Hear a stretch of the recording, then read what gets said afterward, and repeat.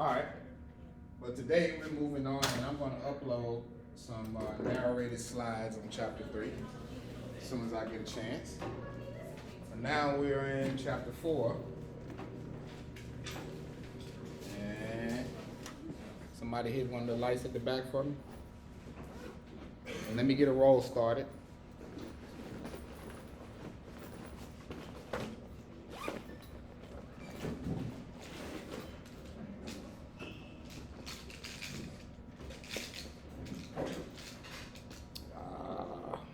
Hopefully I brought my thing.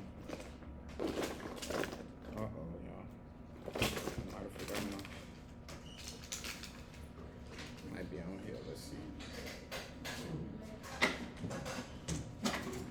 Might not be doing nothing today.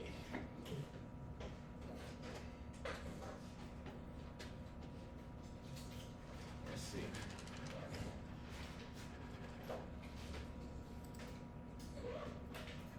Other user.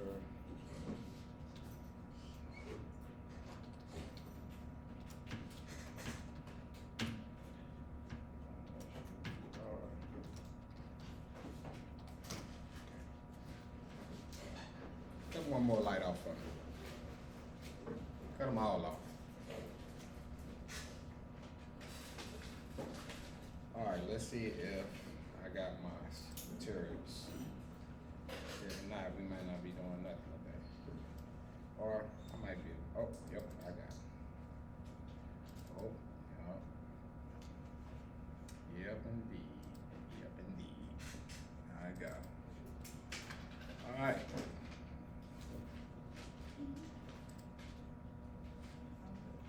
So, we are in chapter 4 now.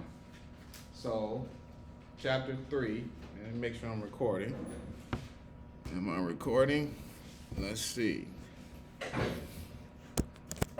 So on August. Okay. Yep. All right. So we're in chapter 4 now.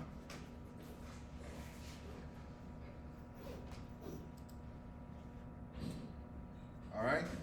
And chapter 4 is dealing with Newton's laws, right? So this is our typical physics lesson we get in high school. The first physics lesson we get in high school, we deal with race cars or something like that. And we racing the cars, right? And we measuring the distance, and we are measuring the time it took to cover the distance, to calculate speed. We're looking at acceleration and all of those things that deal with motion, right? That's what our first 3 chapters was about. Motion, right?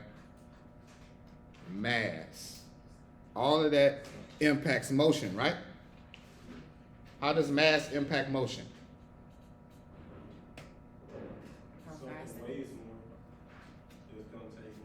Yeah. It's going to take more what? Force. Right? You said it. So now we are into what causes things to move. Right? So we dealt with what motion is, right? We dealt with that first. What the motion, different types of motion, right? We dealt with free fall motion and we dealt with projectile motion. Okay? And all of those motions were associated with gravity, right? Gravity impacts all of those, right? And so now we are dealing with what causes the motion, right? What causes the motion? Because things don't just move by themselves, right? Just like things don't just stop by themselves. What do we call that? Anybody? Huh? What do we call that? Things don't move by themselves and things don't stop by themselves. Huh?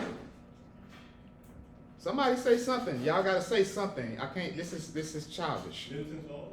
Huh? Is it the laws of, It's one of Newton's laws. Inertia. Okay? Inertia. Alright? That's what inertia is. But what causes motion is a force. And that's what you said, right? So that's what we're talking about in chapter 4. Forces. Okay? Or Newton's laws. Okay? So, obviously the first topic in Newton's laws is going to be force, right? Force. What causes things to move? What causes things to stop? Right? If something is in motion, it will continue in motion until something causes it to stop. Right? That's the whole idea behind the seatbelt in your car. Right? So I'm traveling in my car and I hit an object and I don't wear my seatbelt, what happens? Huh? You will keep moving. And at what rate? The same rate as the car was moving. Right? So, we'll talk about Newton's laws of motion, Newton's first law of motion. Like I said, we'll talk about mass. Like all these things affect motion. Mass affects motion. How big something is affects its motion. Of course. Newton's second law, third law, and then we'll talk about weight. What's the difference between mass and weight? They are two different things.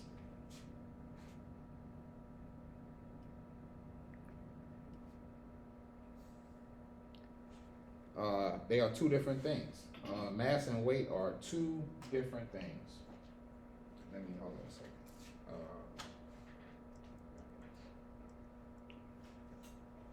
second. All right. Yeah, and then we'll solve some problems, and then we'll talk about inclined planes and friction. Okay, which also impacts motion, right? Friction impacts motion how? Slows it down, of course. How does an inclined plane impact motion? Speeds it up. Well, requires more force? huh? That requires more force, inclined plane? Well, it depends on where the incline is going up or is it going down? Well, an incline would be what? Up. Going down would be a what? So it's gonna slow it down. If it's going up, Slow what down? the speed. If it's going up an incline, it's going Okay. slower. All right, well, maybe I should ask it like this. Maybe I should do this then. Okay. Well, how does the inclined plane impact weight of an object? Makes it heavier. Makes it heavier? Yeah. Explain to me, Go ahead, any of y'all, go ahead. Oh, I guess it would make it harder to like for example, like up a hill, pushing something up a hill, it will make it harder to push up this, whatever object is to push up. I don't know. Okay, It's gonna take more force to push it. okay. All right, so I'll just give you a scenario. So when you rent a U-Haul, what is at the back of the U-Haul? What? What is at the back of the U-Haul when you rent a U-Haul? Anybody rented a U-Haul in here before? Nobody's rented a U-Haul? I have. Well, y'all, I gotta recognize where I'm at sometimes. Y'all ain't rented a U-Haul yet? Y'all don't live on your own? Yes. Oh, okay. Everything in my car. Huh? To pack everything in my car and throw it down. Oh, okay. All right. So y'all, you got some clothes and a microwave and I did. yeah, I got you. All right. Well, when you're in a U-Haul, on the back of a U-Haul, there's a ramp that slides out. You slide it out the back of the U-Haul and you drop it down. Why do you think that is? So you can put stuff in Okay. to make it easier to go up and down with the stuff. All right.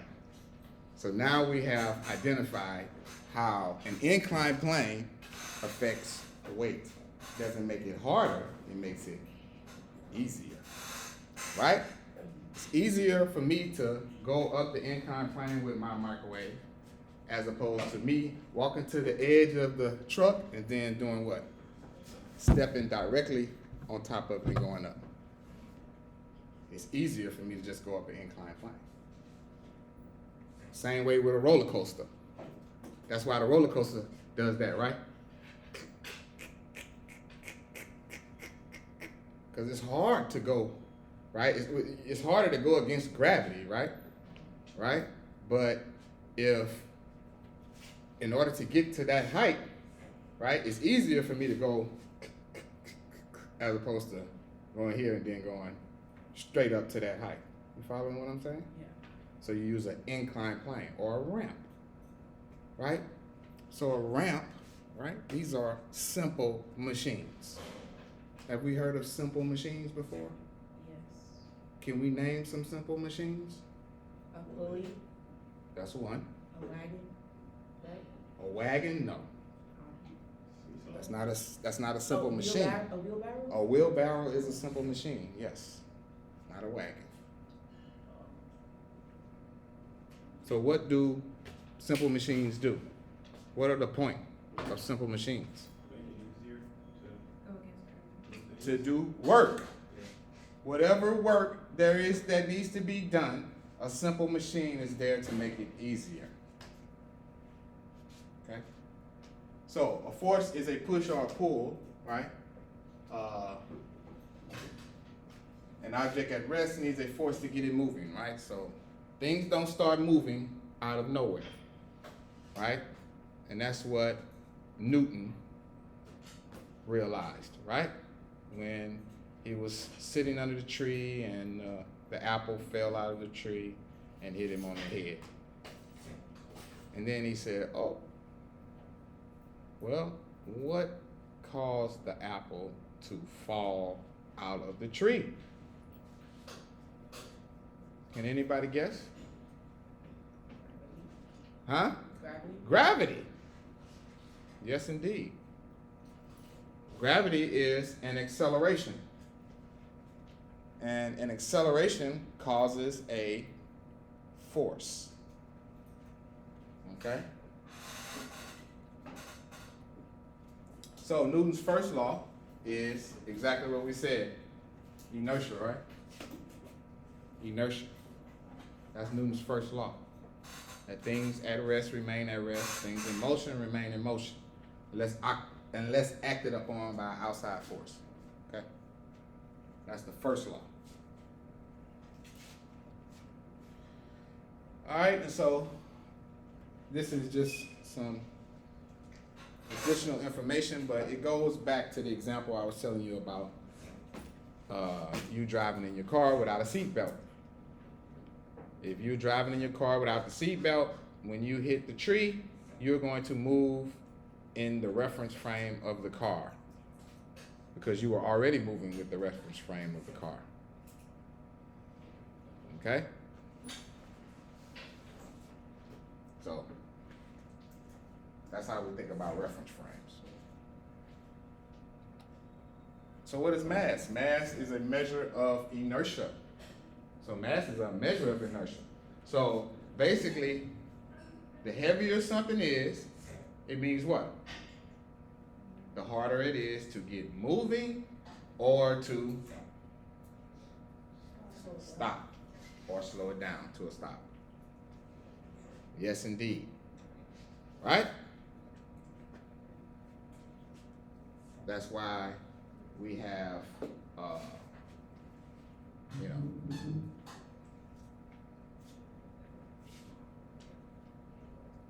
know we have a lot of athletes in here. We have a number of different sports. But generally, the rule is, right, is that whatever position it is, which requires the athlete to move around more, those people are generally what? Huh? Huh? I said lighter. Lighter, smaller. And those that don't move around that much are heavier. Okay? That's the general thing, right? From football to baseball, if you want to say baseball, you want to say soccer. All right? It's general rule. And that's because of inertia. Right? Heavier something is, harder it is to move around. Okay?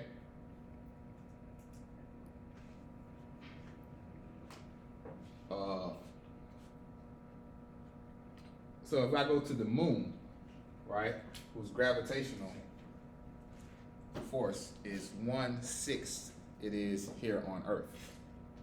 So you could divide that 9.8 by 6, and that'll tell you what the gravity is on the moon.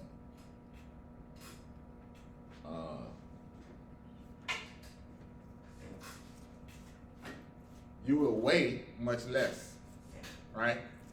But your mass will remain the same, right? Because your weight is a manifestation of gravity. So your weight depends on gravity. That's why astronauts, when they go into space, they are what? Floating. Which makes them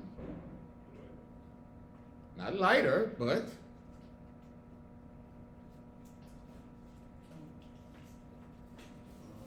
huh? They don't make them lighter. Weightless. Oh, yeah. Weightless. Not lighter, weightless. If they float, Heavier. yeah. Okay? Alright. Now if it's lighter when you go maybe on a mountaintop or something like that, that gravity is getting lighter. When you get in a plane, when you go in a plane, when you fly in a plane, yeah, the gravity is lighter in the plane. Okay? But in space, it's pretty much done. Zero. Okay?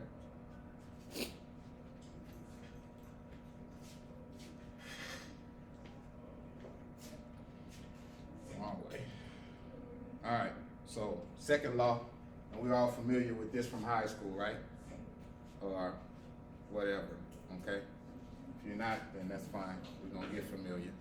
So, mass times acceleration, right? Second law. Mass times acceleration. F equals ma. Really powerful equation, really simple, really straightforward. Okay? So here are some units. So we're gonna have some new units. So we're gonna be dealing with some new units in chapter 4. We're gonna be dealing with the kilogram, right? Kilogram. Well, it's not really a new unit, okay? But these are what we're gonna be dealing with, okay? And Newton. This is the one we really wanna point your attention to, a Newton, right? So if I ask you how much or what force it takes to do something, right? The unit will be newtons, okay? So when you come across a problem that asks for a force, okay, you have to, of course you gotta tell me the number, and then the newtons after it, that's the unit, okay? And a newton is just mass times acceleration. That's what a newton is. It combines two other units. It takes two units, combines them, and makes one unit. That's what this is. Kilogram meter per second squared. That's how you say that. Kilogram meter per second squared. or Newton. But you're gonna understand why we need to understand what a Newton is, because we're gonna have to break this down sometimes in certain problems. We're gonna have to break this down and go work backwards. Okay? So we got the Newton, all right, and of course your weight is in pounds, right? That's the English thing, the English unit.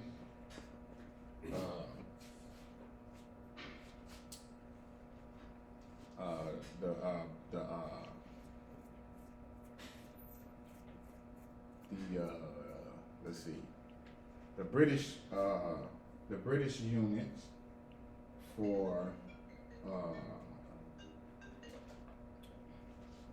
mass is slug, right? And so the English unit for us is, or the metric unit, I should say, is grams, right? Okay. But we normally deal with pounds, or, well, not or slugs, because we never really use slugs. I know most people are not familiar with a slug. I know I'm not familiar with slugs, okay? But we do pounds. When we get on the scale, we don't say, oh, I'm 20 slugs. We say, I'm this many pounds, okay? All right. So, third law.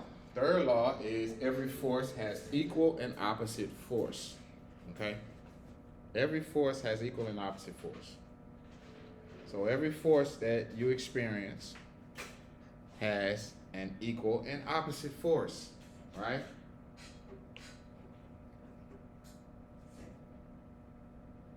And anybody in here shoot guns? No? Okay.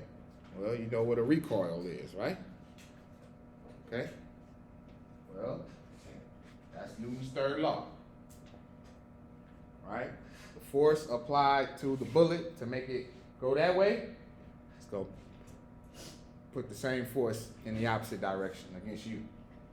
Yes. Okay. We done with that. So, all right, and same concept here. The lady holding on to the wall. That's how you know when you're on ice skates, you need to grab something, right? Kind of level things off. All right. And so, this is the one we in physics we normally use as a used for teaching instances, right? And that's the space shuttle. That was the picture on the first slide, right? Rocket propulsion. And so this is how rocket propulsion works with Newton's third law, right? So all of the gases in these rocket boosters, right? This probably has a bunch of gas in it, and these are rockets, right? It's consuming the gas in this to produce that plume, right? And so that plume produces a force against the Earth, right? And so what does the Earth do? That's a question. Huh? What does the Earth do? According to the third law. What was the third law? What did we just say the third law was? Equal and opposite force. Every force has an equal and opposite force. So I just said, if the plume is putting a force on the Earth, what is the Earth doing to the rocket? It's pushing it up. Pushing the rocket in the opposite direction. Yes. Okay? So, and it keeps pushing it until eventually the rocket breaks the Earth's gravity. Right? And in order to do that, the rocket must achieve a certain speed. or velocity. And we call that the escape velocity. Okay? So in order for this rocket or this thingamajiggy, right, to reach space, it has to reach a certain speed or escape velocity to break away from the Earth's gravity, right? And it does that. It's able to reach that speed by putting a force up on the Earth, and the Earth puts that same force back up on it. Okay, and so that's what it does. It pushes it away from the Earth. All right. And so here, this is the same deal, right? Third law. Every force has equal and opposite force. Even when you walk on the ground, you put a force on the ground, and what happens? The ground does what? Puts a force back up on you. Yes.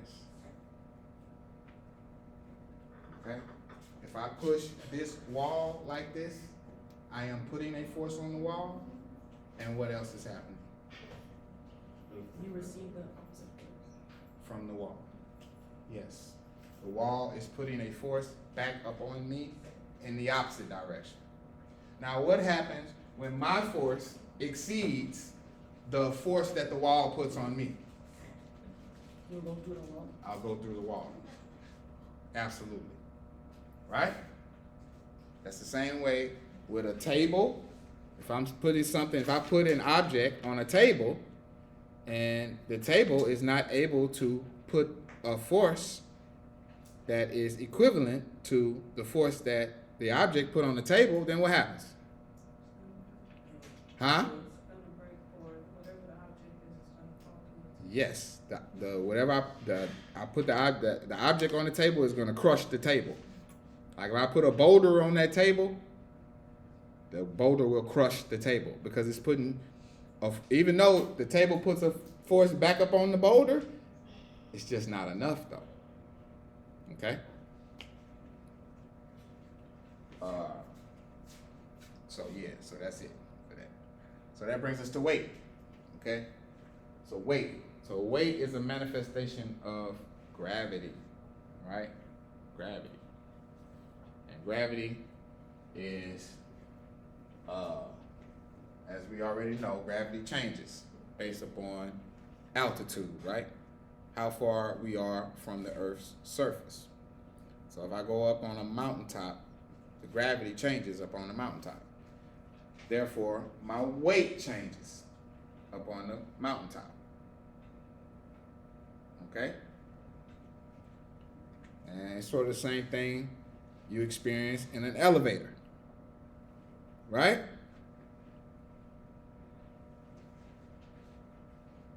What happens in an elevator? Goes up and down, like the force. So I'm standing in the elevator. So let's talk about what happens though. What's the actual experience in the elevator? When you get in the elevator, you hit the thing. I'm going down, all right? So I'm going down. I get in the elevator. I'm on the 3rd floor. I want to go to the 1st floor. I hit the 1, and then I get this little feeling in my stomach, right? Because the thing goes down, starts to go down. What happened? It's using the force with the gravity to go down. You say what? Go ahead. We all contribute. Is that the force acting on the floor to you and the floor going down? Well, before I hit the button, the floor was putting the force back up on me. But what happened when I hit the button? You put the force on the floor? No. The force that it was putting on me does what? Change. How does it change? To now going down? Or The force that the elevator was putting back, when I stepped into the elevator, my weight puts a force on the elevator. The elevator puts a force back up on me. That's with the elevator sitting still. I said I'm on the 3rd floor and I hit 1. So what happens? does it get stronger? What is stronger? The force? No. Tell me what happens in the elevator though. If I'm in the elevator and I hit 1, I'm on the 3rd floor, I'm hit 1. It's gonna go down, right? Okay, so before it went down, there was a force that the elevator put up on me because I was putting a force up on it. But when I hit the 1, do I take my force away from the elevator? No. But does the elevator take its force away from me? Huh? Yes. Yes. Right? So that force that was there when I first stepped on it, it temporarily goes away. That's why you feel that when you go down on the elevator. Now when I go up, what happens? The force, Injection. put back the force. The on force the is elevator. there, but when I first started, it was there. But what happens now? I'm on the 1st floor and I want to go up. I hit 3. And I step on the elevator, so right now I'm putting the force on the elevator putting the force on me. Now I'm going up. So what happens to the force? Put more force, right? That's why I'm going up now. You Yes. feel that? Just like put more force on the table than the table could withstand, what happened? It went down. Okay? So an elevator is a simple machine. An elevator does work for you. That's why they're there, right? It's there to make your life easier. Instead of you having to climb up the inclined plane or the stairway, steps. Still an inclined plane, though, right? All right, so that's weight. And so so this goes back to what we were talking about the table and the boulder, right? So if I sit my statue on top of the table, then gravity pulls on my statue regardless of what it's sitting on top of. Gravity affects everything. Gravity affects all things. Gravity is all encompassing. I can't say it. So it's ubiquitous. It's everywhere. You can't escape it. Okay? You cannot escape gravity.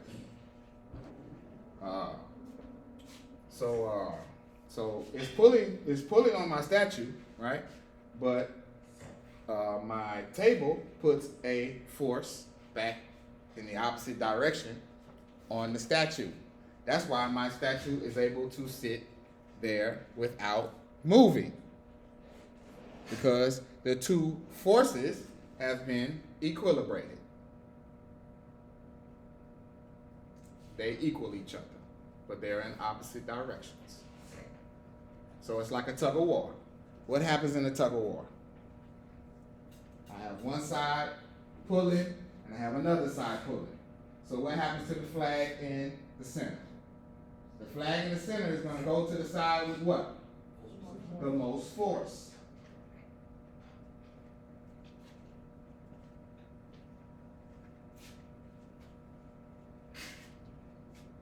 So forces can be broken into vectors because a force is a vector. A force is a vector. So we can break forces into their components like we did with speed or with velocity. We can do the same with force. And that's pretty clear right here in this cartoon, right? Because if these guys have two anchors or whatever, two little tethers attached to this boat, and they're attached at different angles, one on this bank and the other one on the other bank, right? They're both putting a force on the boat, but they're doing it from different directions. So we have to account for that in the mathematics, okay? And I'll show you how to do that, okay? Pretty straightforward, not anything complicated. But we're gonna do that with this, what they call a free body diagram. And that's what we're gonna be going into depth into chapter 4. All right, and so this is solving problems, so we better get used to our vectors and knowing how to recognize components of a vector, right? This is from chapter 3. Right? So we got to recognize how we identify our vectors and their respective components. All right, and so these are the kind of, or one type of problem we're going to be solving. This is the type of scenario we're going to be looking at. Okay, a box sliding across a surface, or a box sliding up an inclined plane or down an inclined plane, or a box or a pulley, a box attached to a pulley, a box on the inclined plane, right? A box on the pulley is just an elevator, right? That's 2 boxes on the pulley. That's what an elevator is. Okay? Seesaw, right? Or a lever. Okay? So all of these things, they do work for you. Okay? They do work for you. They make your life easier. All right, so this leads us to friction, and I think we're about to wrap up here. So friction, everybody knows what friction is. Friction, anytime you slide something across a surface, every surface is rough, okay? Even though it might look smooth to your eye, on an atomic scale, on a microscopic scale, it is rough. It is very rough. This floor is very rough. This is very rough. So when I slide things across it, I'm going to generate some friction, which creates heat, right? That's how we create fires in the wilderness, right? We take 2 sticks and rub them together, all right? That's why you get your oil change in your car, to prevent overheating of the engine from the friction of those moving parts in your motor. You gotta have oil in your motor to prevent overheating. Okay?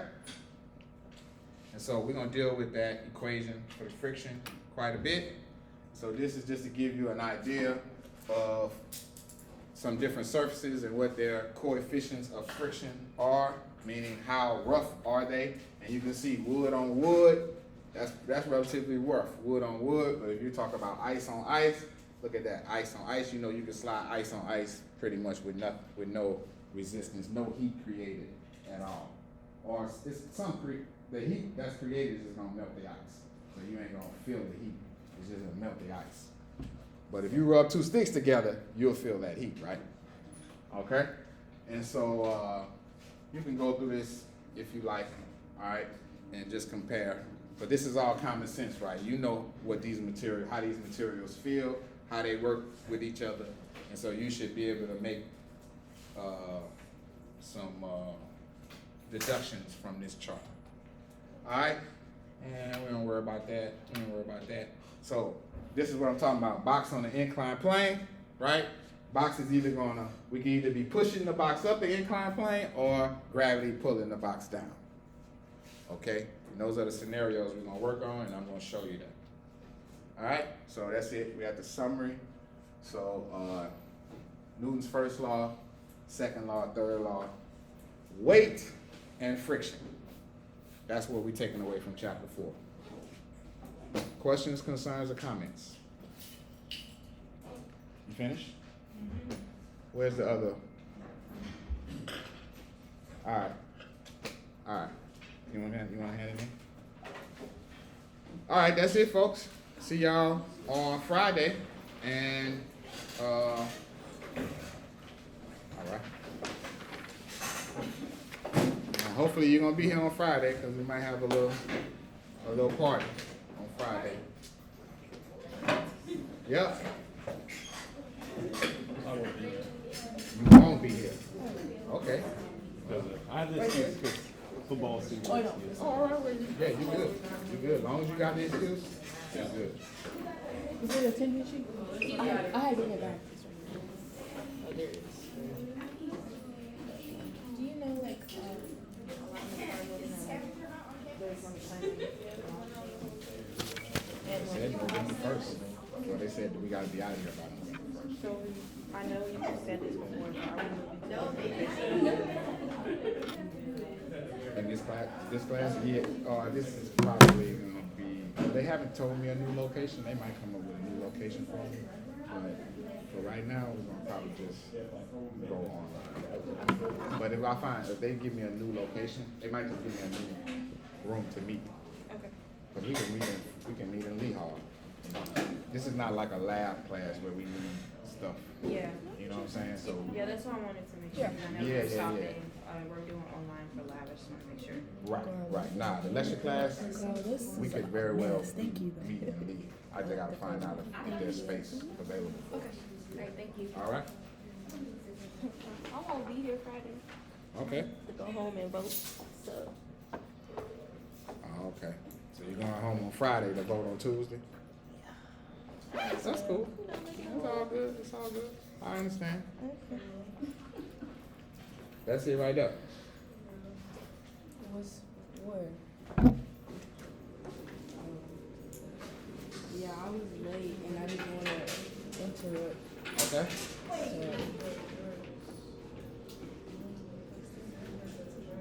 Yes. Yep. 11 o'clock. Upstairs. 220.